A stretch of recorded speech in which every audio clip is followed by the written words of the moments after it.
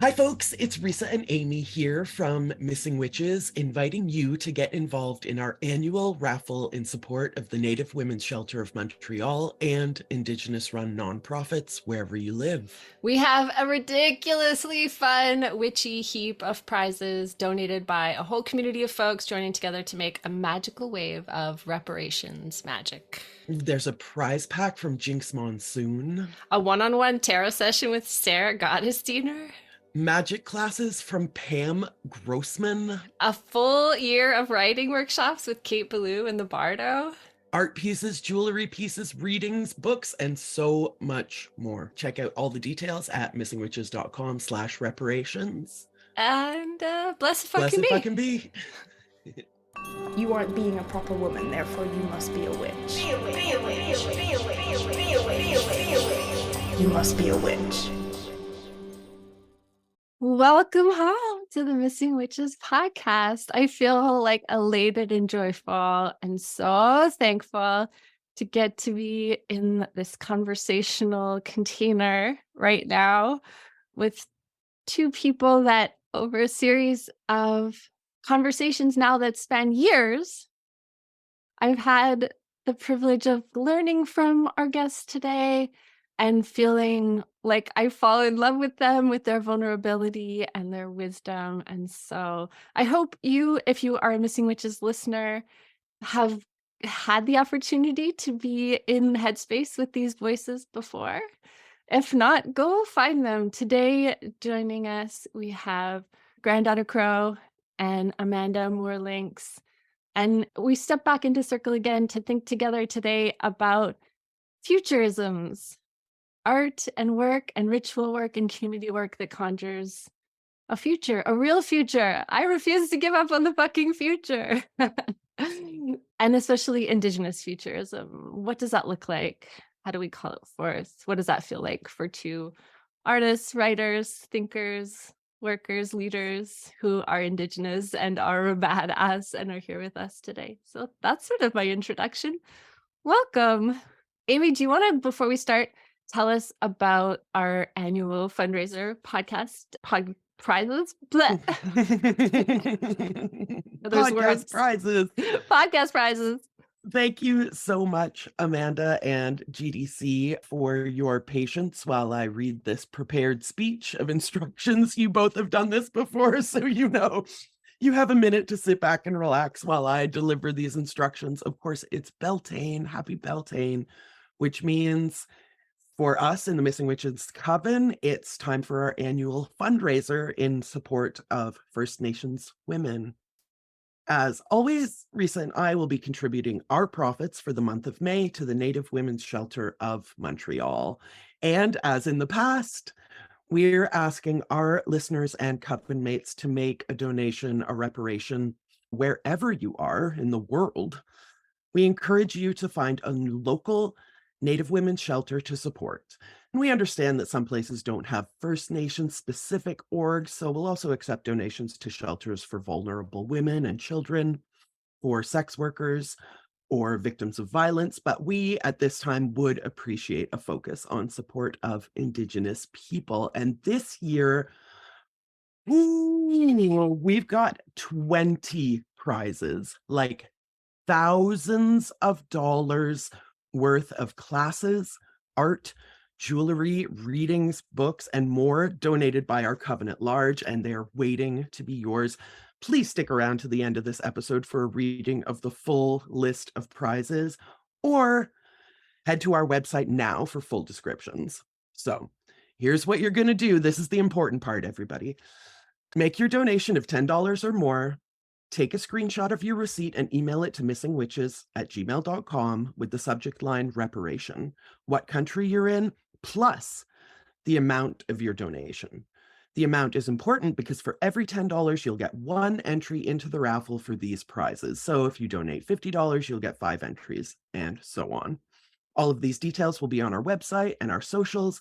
Winners will be chosen at random and announced on June 1st. And as always, every year, this fundraiser is an experiment in what we can do together. So if you think it's a cool idea, Please help make it successful by making a small reparation or a large one to First Nations women who have been systematically marginalized and disenfranchised, both socially and economically. Together, let's raise some real money, make real change, win prizes, and be blown away by what we can do when we work together. Thank you so much, Amanda and GDC, for helping us open this fundraiser. And you can just go straight to missingwitches.com/reparations. We'll have all the information there on the details of the prizes and a link to the Native Women's Shelter of Montreal that we support here in Montreal. And if you can't figure out who you want to donate to, send it to the Native Women's Shelter of Montreal. Send some love to our hometown crew. Last year, the Native Women's Shelter got donations from all over the world. So we're grateful to those of you who chose our heartland to make your reparation. Yeah. Anyway, on that note, I wondered if we could start with a reintroduction. We know each other, but we're always new. Who are you today? How are you today? What are you thinking about? What are you passionate about right now? What are you working on? GDC, you want to start us off? I It's so would nice to love see you. to. Oh my goodness. I love the Missing Witches audience and both of you. I am just so happy to be here with Amanda. This is going to be great. So, what I will say is let's kick it off by thinking together, feeling together, and sending that love out into the world. High vibration. We are in sacred space, in a sacred time. Let the divine, as it reveals itself to you, come through any and all of our dialogue today. And if it does inspire you, feel free to reach out and tell us what that looks like. You can, of course, write the Missing Witches, and they can forward it on to both of us so that we can have this dialogue together. So, who am I? Well, Ya'at they call me Granddaughter Crow. I am born to the Bilagana clan for the Ta'achini clan, a member of the Navajo Nation, as well as Dutch heritage. And I am here to inspire, to encourage, and to empower you to be your authentic self. And I know what that struggle is like because it took me a long time to figure out what that was. And I do understand the impact not only on First Nation Indigenous, because my father, full-blood Navajo, and me growing up biculturally and in the 70s, which wasn't as open-minded as we are now, but we still have a ways to go. So in my learning on how to be authentic, I not only reach out to the Indigenous people, I also reach out to the LGBTQ plus people, to females, to anybody who feels as though they might be considered quote unquote other. And it's like, this is the opportunity for you to step up, be authentic. It is feeling like you're coming home. So that's who I am, Granddaughter Crow. And I will turn it over to Amanda. Wow, that energetic intro just inspired me so much. I gotta like live up to that energy now. Gwe Midawolodio again, Amanda Amour Lynx, Nina Two Spirit.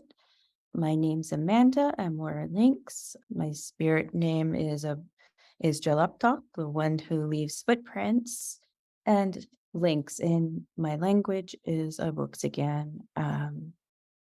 I'm Mi'kmaq First Nations with membership at Waglumitchcook First Nation in Unama'ki territory in Nova Scotia. However, I'm an urban Native person who always grew up off reserve. I have mixed heritage with some Scottish and Irish from paternal side of my family that I don't really have strong ties to anymore. It's a complicated history.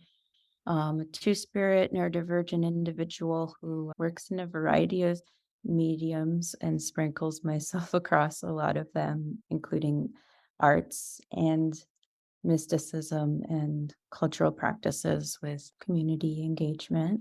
And what else was I answering? Who am I today? That's a good question. I feel like sometimes we're shapeshifters and we're temporal and float in and out of spaces, but I came into this day really present and aware, supercharged, and I was trying to tap into some of that like energy of renewals and endings at the same time, being a little bit plugged into the spicy. So while we're also tapped into that lateral love and understanding of welcoming ourselves back into our bodies, I'm also thinking how we could be badass bitches as well and putting that energy back whence it came for things that we're done with and ready to transmute it into something that can be regenerative and bring us into spaces that leap and bound us into the future, I guess, which maybe ties into that whole futurism talk in a way, because there are a lot of teachings around 7 generations and always being mindful of what's happening in this quantum reality of who's come before us, who our ancestors are, how do we honor them, who are we today, who are we in relationship with, whether that's our ecologies, the land that we're on, our friends, our lovers, our family, chosen family, the plants and animals, and without sounding corny, of course, but the future as well. So the choices that you make today influence and are informed by everything that's come before, is happening now, and will happen. It's kind of wild.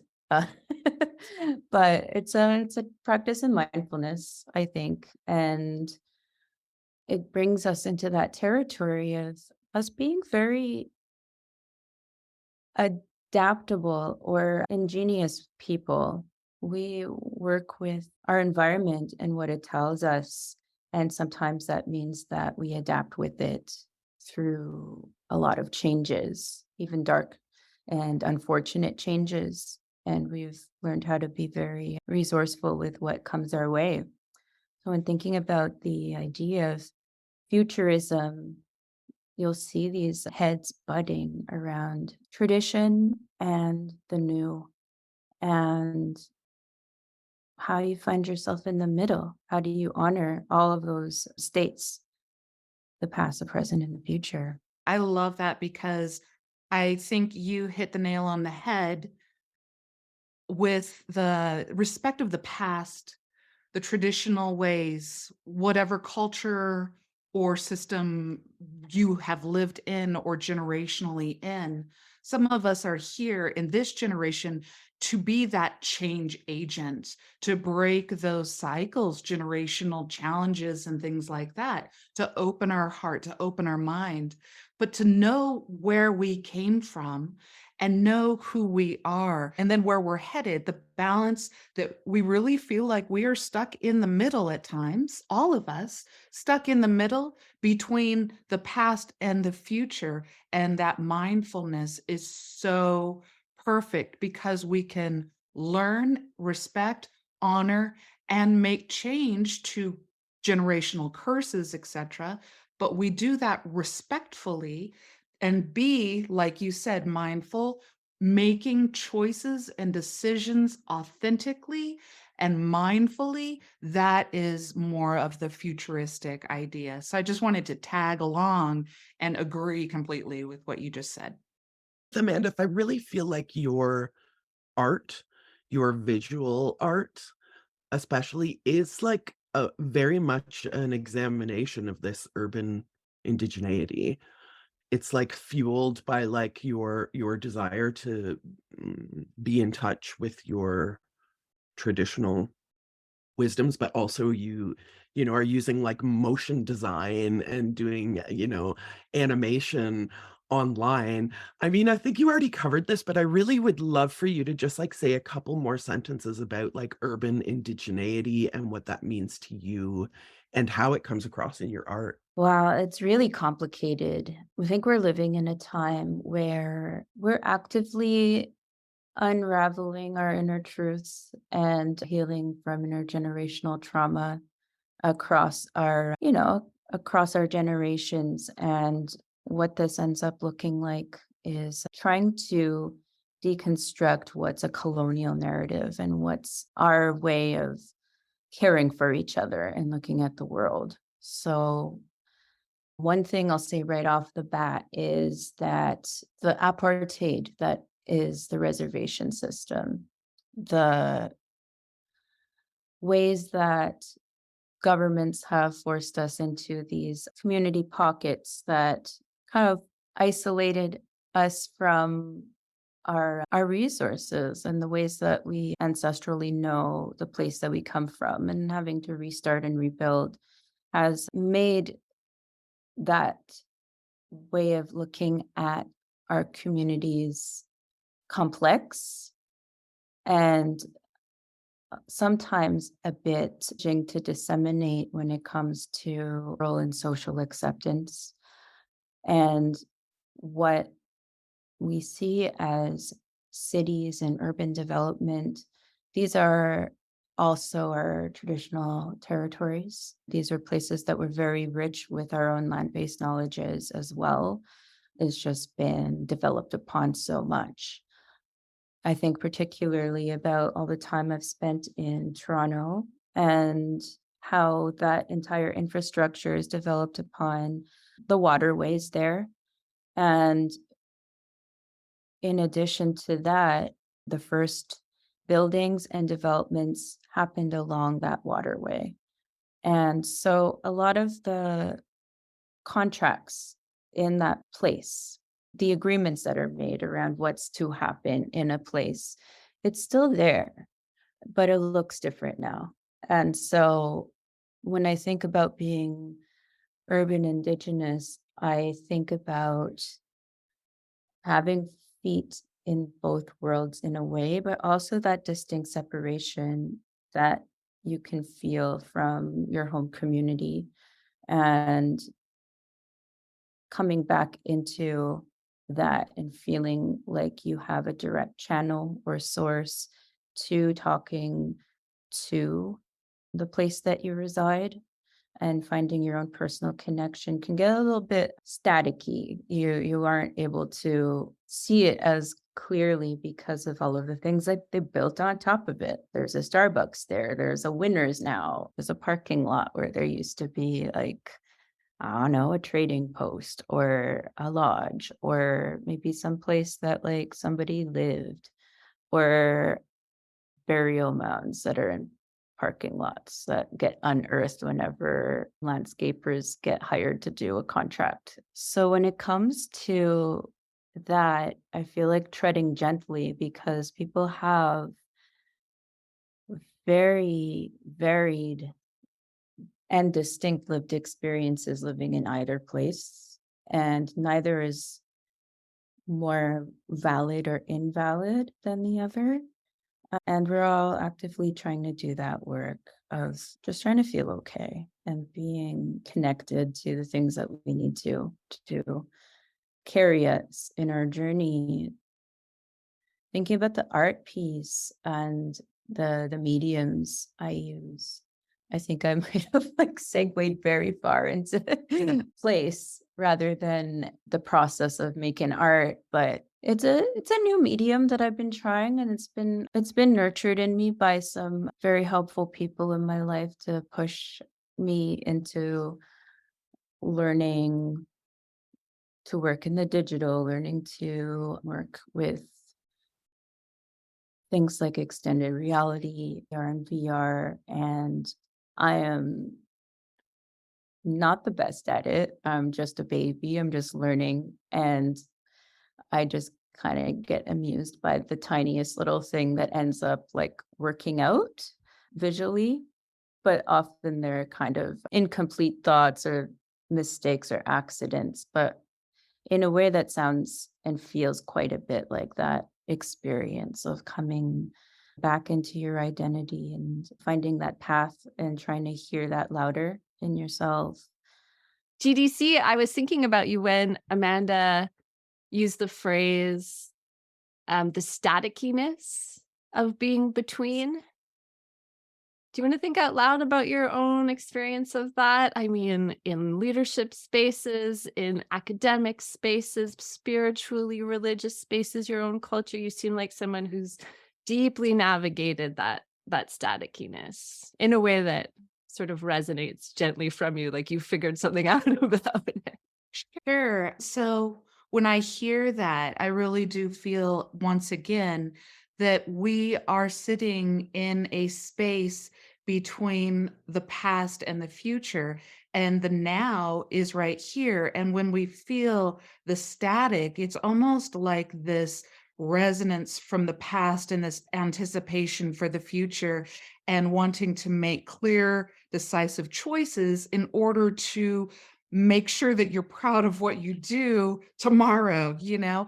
But in that, I would say that the static could also be kind of like how I would when I feel that, you know, it also feels like life. It feels like something that I am creating, not predetermined destiny, that I have a part to play in what I say, what I do. I get to feel all of my feelings. And what's interesting to me is currently I am in the middle of writing a book, next book coming out. And it doesn't have a title yet, but it really has to do with the intelligence of the four bodies of existence and the intelligence of the four bodies of existence being the mental, spiritual, physical, emotional, and the intellect that colonization, thought processes, governmental policies, legislation, blah, blah, blah, systems of thinking has actually moved us away from feeling okay with feeling what we feel and moved us away from being what we are. And so in this book, I really get into it. It is so empowering. There is science within it. Like, for example, the left hemisphere is all about logic and, language. The right hemisphere is all about creativity. We know this to be true. This is scientifically explored. But then how does the left hemisphere approach the world? And how does the right hemisphere approach the world? Well, the left hemisphere will say, oh, this is logical. I will learn from my past and I will create a project for my future. You know what the writer does? It sees everything holistically within the moment. It understands the paradox that we are in. It understands empathy. It is not judgmental. And it resonates into these pictures, which I think Lynx is expressing, Amanda is expressing in the artwork. And it's like, we need to tap into our right hemisphere of connectivity, logic, connectivity, and creativity. So here's the difference. The left hemisphere, when I look at the hand right in front of my face that I've risen, I say, left hemisphere says, this is my hand. You know what the right hemisphere says? This is me. So if we can begin to think in terms of this is me, I am you, you are me, we are different expressions of this wonderful thing. And yeah, there's going to be a little static, but caffeinate your life, babies, because here we come. I'm so excited and really want to read this book you're writing. That's amazing. I think when it comes to the type of artwork that explores new media and these digital types of worlds, often in that type of art, you have individualism, you have very much the idea of autonomy, getting things faster, things like AI, things that are programmable, reproducible, and carbon copy. And this goes against our worldview. This goes against the way that we see things. So when using a medium like that, it's this paradoxical juxtaposition of those two states where we're in ill new worldview. Albert Marshall talks about, and Merdina Marshall talks about two-eyed seeing at Awatamuk. And what this is looking at the two ways that we are in the world right now through the eyes of white man, or however you want to say that, through that colonial lens and with that language. And then in our language, in the way that we see things that are relational and reciprocal and never without community. You're kind of looking at the networks as like a tree and root system or something that is very interconnected with everything that's around it. And fusing those two ways of looking together is where you find that balance. And it's never one over the other. It's a type of cleverness in a sense where you're thinking about it partially as a politician of like, how do I mediate interesting views of looking at the world, but as well accepting and acknowledging that we're in, I forget the word exactly, but where you have like a mix of many people and perspectives. Like we just live in a different place now. And those things that are with us aren't really going away anytime soon. And I guess if you're thinking about it on a truth and reconciliation level, where it's like you need the truth before you can reconcile, you can't really skip the steps. You have to look at what's really there. And so in the artwork, it traipses this line between how do I bring my community with me?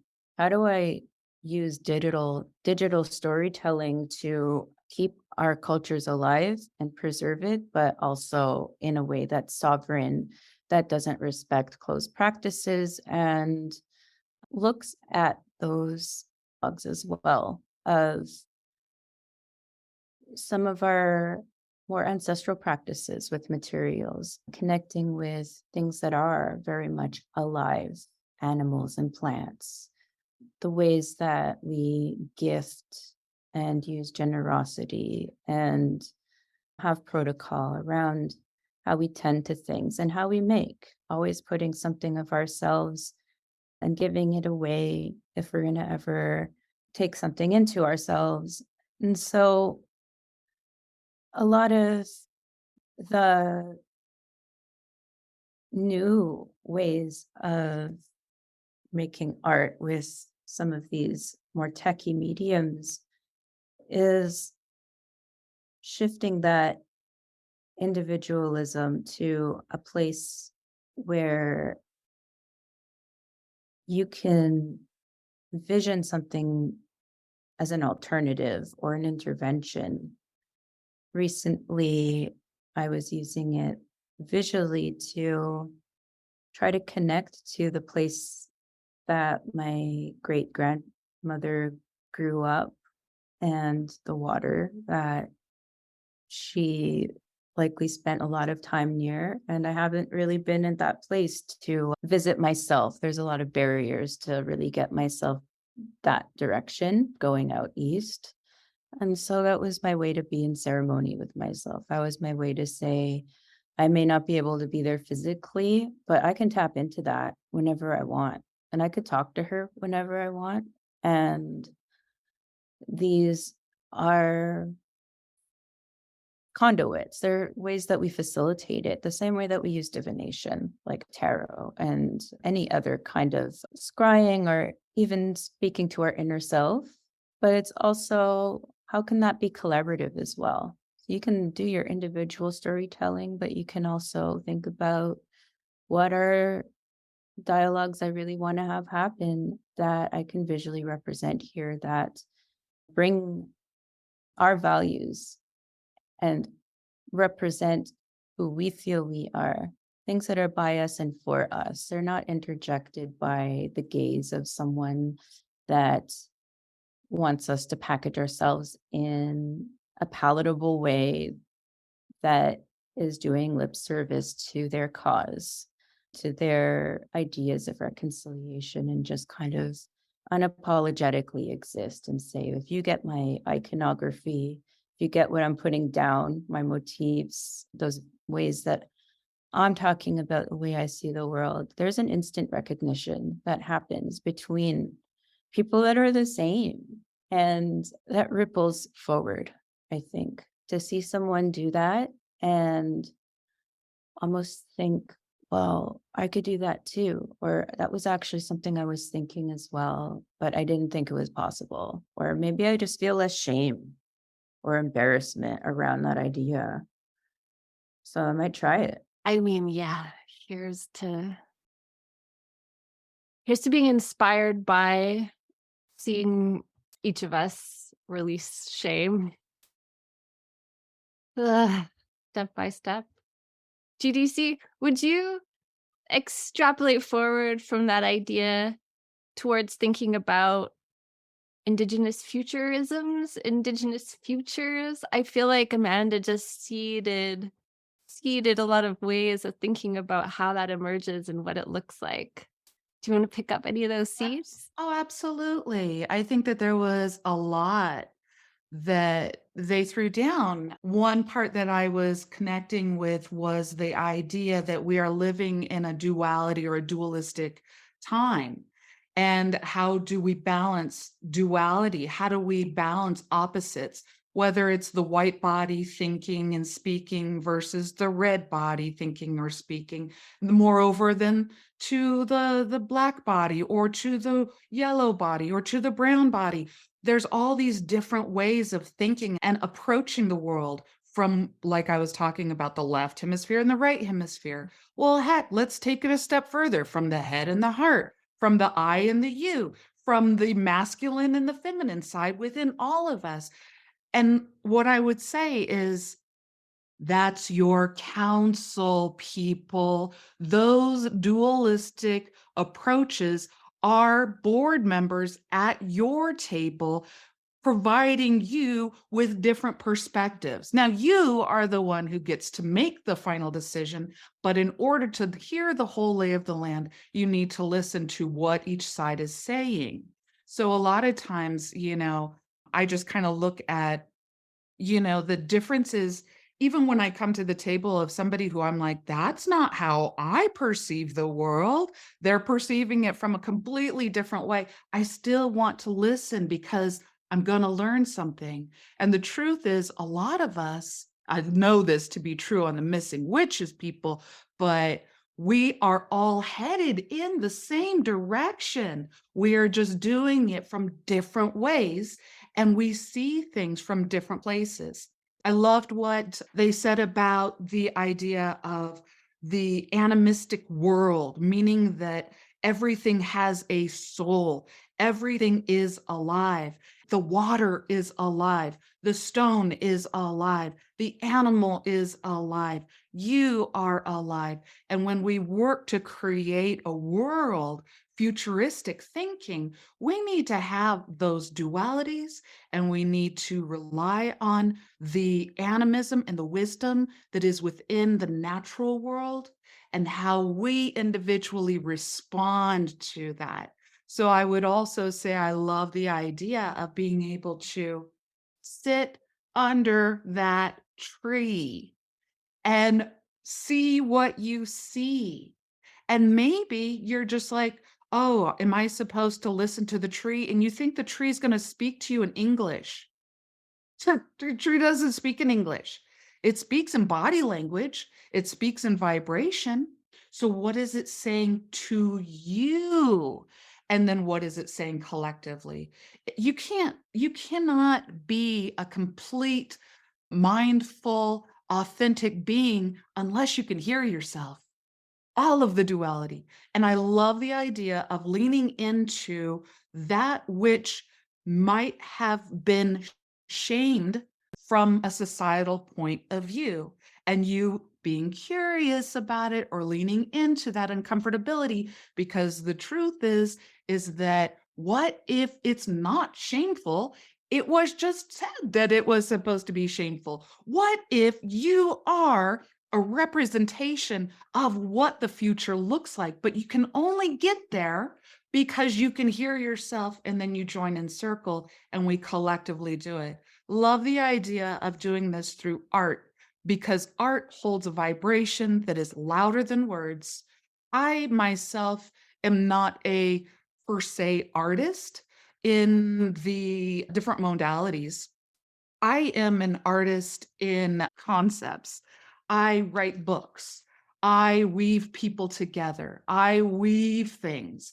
So my artistic abilities are seen in this spiritual mental realm. And every once in a while, I'll write it down on paper, and then people will read what I say. And then they're like, oh, is this what you meant? And I'm like, I don't know. Is that what I said to you?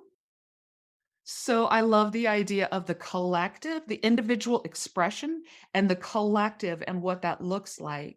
What does it say to you? Because your voice matters. And in order for us to move into a future, well, by God, we have a great responsibility. The first thing that we need to do is move into our self and our authenticity. We all feel like we are in between. We all feel shame. We all feel liberated. We all feel blah, blah, blah, blah. So feel what you feel. And then and only then can you literally help understand, respect what you know, and then and only then can you respect the community and that which is outside of yourself. Start from point A, which is the self, connect with point B, which is the natural world. Let it speak to you. Understand that these dualities are both a part of your counsel, even if you don't like one, and you get to know more. So I would say that everything that Amanda Lynx, I just keep calling you Lynx, but Amanda Lynx throws down is this idea that the way that we can process together starts with you processing here first inside and expressing yourself, even if you think it was a mistake or an error. Maybe it wasn't. Maybe it was your authenticity. Maybe you're embarrassed because you're not supposed to draw outside the line. But I think that that's where we began, outside the line. I mean, I was totally shook and had to stop to write down, maybe it's not shame, maybe you're the future. Ugh. Also, when you said we're all going the same direction, I think I saw Amy get hit in the heart with that one. Yeah, because those feel like really powerful, reassuring things to hear right now. Amanda, do you want to pick up this idea of any of the ideas you just heard there, but also I wonder in particular about the idea of picking up voices, of the collective, of the voices of your council, the voices, and how does that, if it does, play into a future?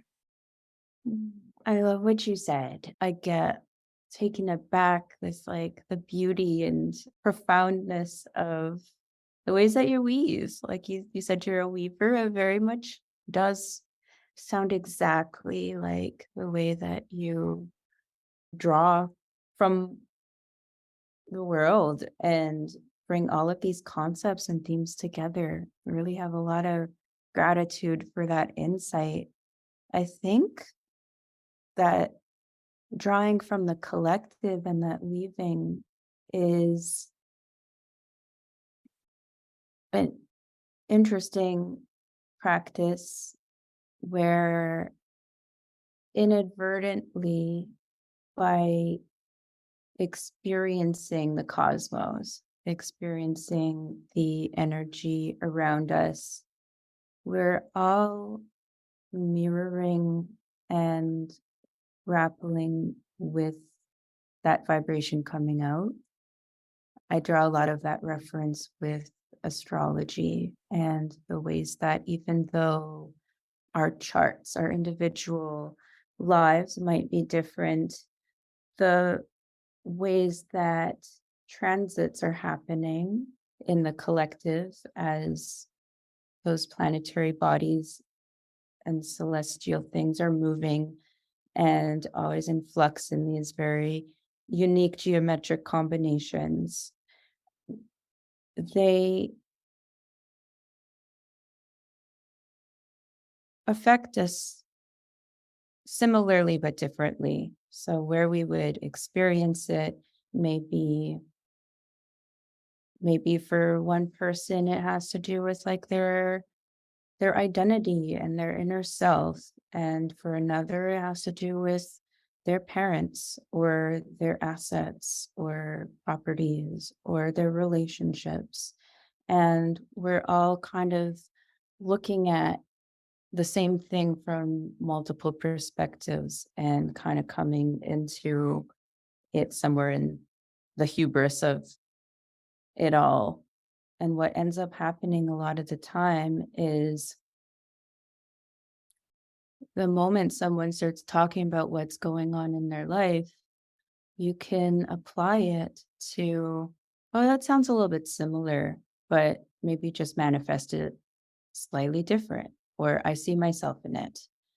And the more you open up to speaking what you might feel unsure about, or maybe you feel like it's TMI or it's a little bit too personal, or even in some cases a little bit too woo for whoever you're in company with. And that's when you realize that you're being visited by the same omens and the same visions, or the same words will pop up, or the same, like, I don't know, lately it's been birds and crows, and yep, here you are. But there was a few weeks ago, all of these running themes with seemingly disconnected people were all on the same tangent. And I was like, if you only knew that I was just talking to someone else about this thing. But in addition to that, it's letting that discomfort of saying what you think might not be okay breathe into existence. A little bit about the spirit name I carry, the one who leaves footprints. It's a weird thing that I'm still trying to understand. It's a new name I've been given, but a lot of it has to do with, well, if you think about footprints and making treads, someone has to start first. And what happens to the person that starts first? Sometimes that looks like persecution or confusion or threat. Why are you being different? It's shown in a lot of people that are standing up for oppression, whether that's from their race or culture, their position in the world, their gender, as well as their neurotype. And whenever someone kind of goes out of the box, you see things that kind of trickle in, like either persecution or revolution. And that is making footprints. It's kind of saying, if I realize that that path that I was going on isn't for me, it doesn't serve me, that's someone else's path, or maybe I just don't like how it's going. Maybe that's going towards the apocalypse on a civilizational level, and I want to be a little bit more sustainable, or think about coming back into ways that are more caring, whatever it might be. It could just be an act of rebellion too. That's also totally fine. It could be simple as that, of just being, yeah, I'm different today. Just doing it different. That tread is also neuroplasticity. So in the ways that we look at recovery from injury, recovery from trauma, what I guess different therapies look at is the way that you rewrite your narrative by doing something differently. If something's been the same your whole life, you aren't going to get a different result. And if you're suffering from it, like I do live with PTSD, and reliving and looping on a fear or a threat is something that is a reality that I face, that I do a lot of self work to make more tolerable and more manageable. And neuroplasticity is like that, looking at it kind of like when you're walking through a park and you see there's kind of like a dirt path because people walked along that way for long enough time that the grass doesn't grow anymore there. But if you walk across the grass, maybe the first time you walk that way, you're maybe just stamping the grass down a little bit, still alive, and it might spring back up. But if you do it long enough, you do have that new root. And they can both exist still, but they're adjacent, they're choices. And sometimes you would walk and revisit the old path, and that might help you in that moment. It might give you some insight or medicine. And if it's maladaptive, if it causes you to suffer, you can now you have a little other direction you can go into. My mom's a psychologist. She always says neurons that fire together wire together. It's like a catchphrase from when you're in school studying that stuff, that like you can actually associate new paths with good feelings and make those paths happen again. It is something we're capable of. And if we face a fear and we avoid it, then that fear gets bigger. Like we live in a world that is plastic, and our choices are a part of it. We literally do make the future. It's a real thing we can believe in. Amy, do you have a closing question or feeling? Well, I do want to say before we come back to our guests for their closing thoughts and ideas and ways that our listeners can support you, I just want to remind everybody that this conversation is part of a fundraiser, and everything that we've been talking about today can sort of feed into that idea that we're all inadvertently experiencing the cosmos, but that we have the ability to rewrite a narrative.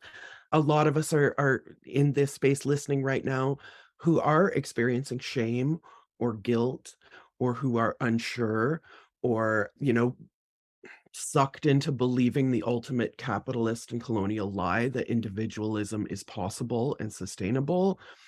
And so what we would love for you to do is take this idea that Amanda brought of being in ceremony with myself, and make your reparation part of a ceremony that you do with yourself. If it helps, think of it as a ritual sacrifice. Think of it as making amends, or giving a gift, or honoring that part of you, that board of directors that GDC talks about, that lives inside each of us. Make your reparation, make your donation. We'll give you all the details in a minute, but really think about it as being in ceremony with yourself and making a ritual sacrifice that can help to rewrite the narrative for all of us. We're in this together, and hopefully we are all going in the same direction, and that direction is, decolonizing. It's land back.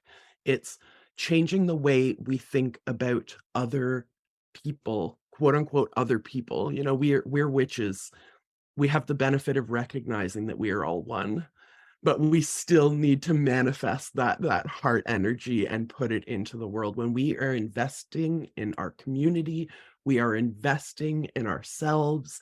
And again, we would love for you to take this opportunity, if you felt inspired by something that you heard today, to go into ceremony with yourself and make that ritual sacrifice. Put some finances into the hands of an organization that deserves it, not just needs it or wants it, but that deserves our support. So I want to go back to GDC. I want to go back to Amanda.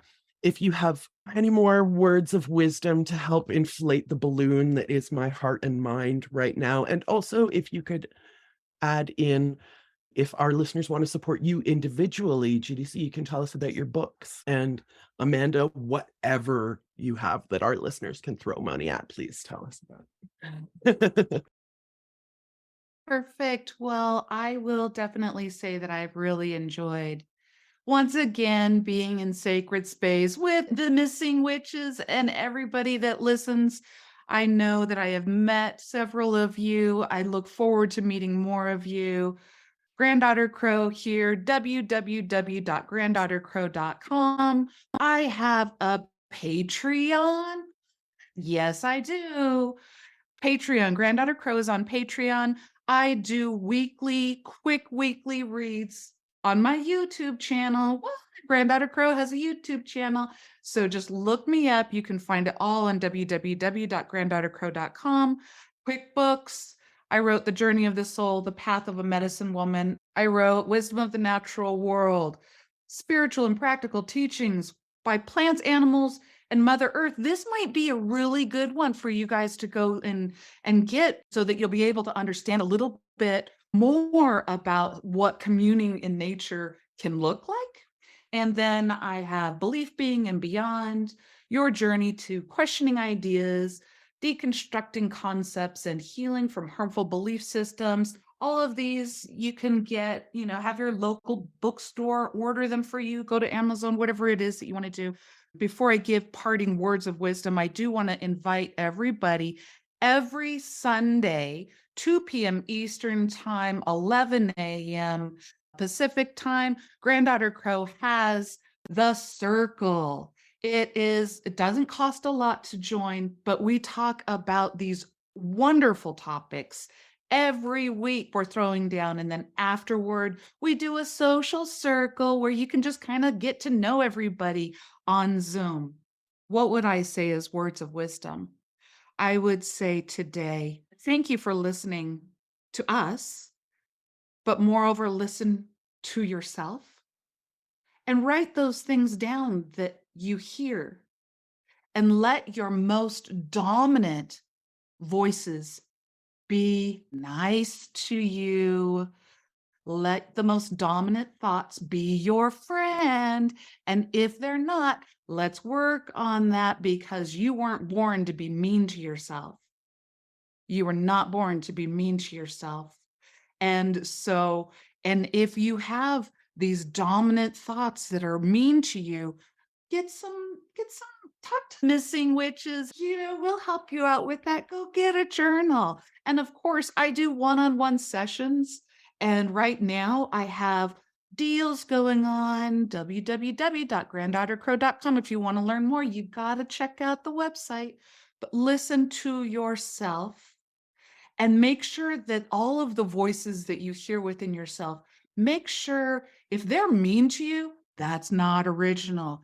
If they are nice to you or curious, that is you. Your curiosity is your internal compass to lead you to your authenticity. Do not be ashamed of what you are curious about. Be curious. Granddaughter Crow signing off. I just want to quickly add that GDC, right before this interview, wrote to let us know that she's donating 3 one-on-one 1-hour sessions to the prizes that you could possibly win by making a donation to the Montreal Native Women's Shelter. I know from having spent one-on-one time with GDC that you will really, really benefit and enjoy those fucking times. She's just the best. Amanda, Lynx, do you have words coming through you for what we can learn from you and how we can support you and throw money at you and more love? Y'all are so amazing. I really love all of the things that you believe in and the causes that you stand behind. And every time I have the opportunity to spend time with you, I just feel so blessed with insight and this rejuvenation inside. It's very charging and fulfilling. And I don't really have a plug. I don't think I'm wired that way. I was like, oh, I didn't even think about that. So the thing that maybe is connecting with some of that wise counsel messaging that Granddaughter Crow sharing around those voices that are like mean to you versus the ones that are like supportive of your path. The thing that I'm coming with today in my own, my own life is the feeling of shock and what happens in your body when you're shook. And sometimes things happen where you'll have gut feelings and impressions or fears trickle through, and they might disguise themselves as intuition. They might disguise themselves as self-preservation or protection. And sometimes it is true. And maybe in that sense, being forgiving with yourself if, say, you say no to something you really wish you could do, or you really thought that you could participate in, but it's not working. It's like you're feeling crummy, you're feeling stressed, whatever it might be. And knowing that whatever is aligning with you will come your way. And that idea of shock as well. It's like cataclysmic. It brings about external changes. Sometimes the hardest experiences, like losing someone you care about, or something that gave us security that isn't there anymore. We can sometimes spiral out. We can feel unsure, try to continue on autopilot, and kind of not hear ourselves and what our bodies are asking us for. And in the gentleness of our nature and trying to give yourself enough room. I mean, sometimes you don't have a choice. Sometimes it's like you got to pack your house up last minute and this is your one way out. You'll sleep later. I get that. But also being patient with that process and saying, this is opening me up to something as well. As much as it's an ending, it's a way forward. It's kind of the feeling I have currently, that you are doing what you need to do, and just do it. We'll all do it one step at a time. In terms of charities and causes and things that are going on, there's some really cool work that is happening in my little circle of networks that I've made recently. One is with an initiative called Slow Studies Collective, and it's a group of 10 of us who are immersed in this mentorship with Meta and Joshua Conrad, who created this program for us as Indigenous artists to learn how to use AR in our artwork. So making Instagram filters and looking at that expanded way of looking at reality, and taking our mediums, our beadwork, our totems, or those types of motifs from each of our distinct cultures in that cohort that we're in. And instead of like a puppy dog filter with the tongue sticking out, like what if it's like your culture? What if it's deeply representative of you? I think that's really cool. There are people that are doing that work to shift narratives and look at things in that new way. And so I don't know, like I think it's really cool. Thank you so much for having me here and giving me space to talk, and thinking that it's like what I have to say is worth the time. Like it's very encouraging and motivating and builds my self-esteem up. And, like I didn't come with a lot of it. So maybe that's a message I want to impart as well. Is like, you might not see yourself as someone that has a voice, but you do. And there are people that believe in what you have to say because it teaches us something. Everything is a gift that shows us how to be in relationship with you and maybe something else too. So beautifully said. Thank you so much for that. Everything is a gift that teaches us how to be in relation with you and maybe someone else too. It's like so dear. It's the smallest, most like humble hope that is actually right at the heart of the most profound desire for connection in all of us. So I have little tears. It was really perfectly said. Thanks for being here, everyone. Both of you and everyone who's here in the space between our ears.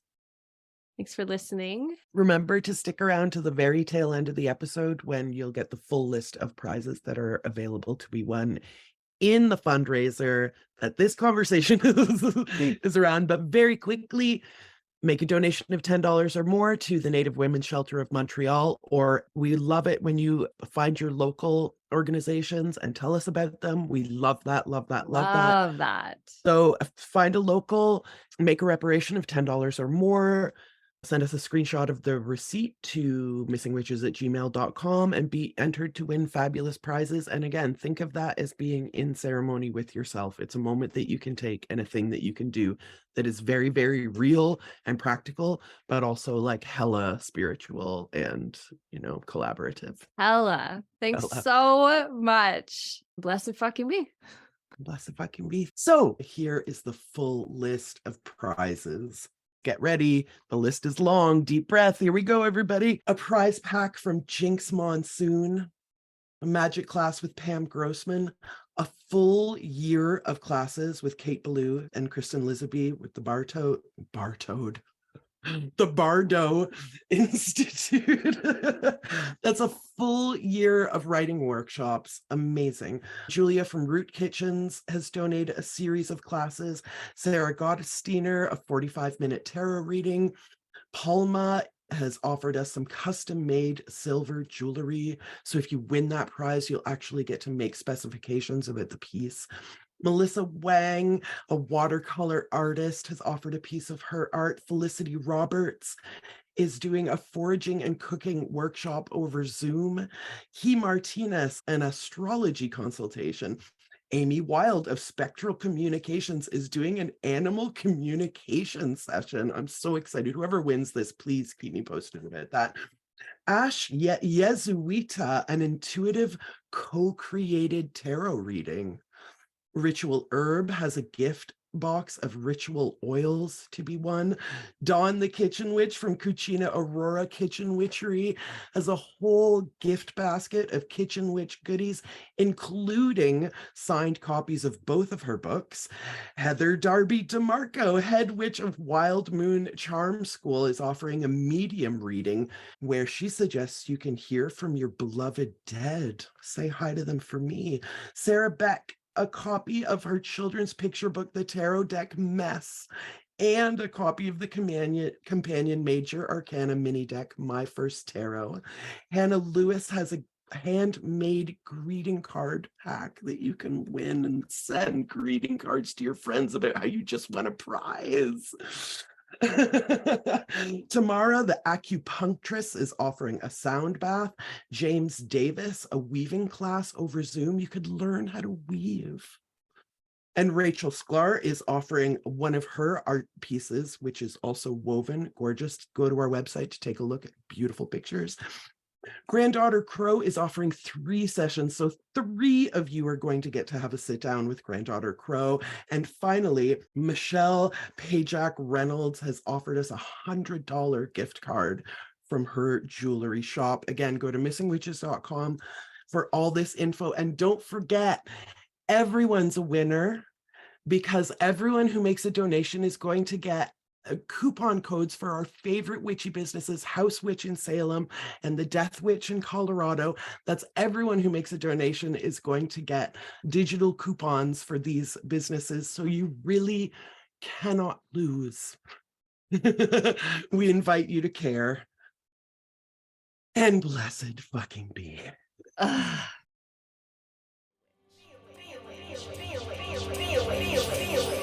You must be a witch. The Missing Witches podcast is created by Risa Dickens and Amy Torak with insight and support from the Coven. Amy and Risa are the co-authors of Missing Witches, Reclaiming True Histories of Feminist Magic, which is available now wherever you get your books or audiobooks, and of New Moon Magic, 13 anti-capitalist tools for resistance and re-enchantment, coming fall 2023.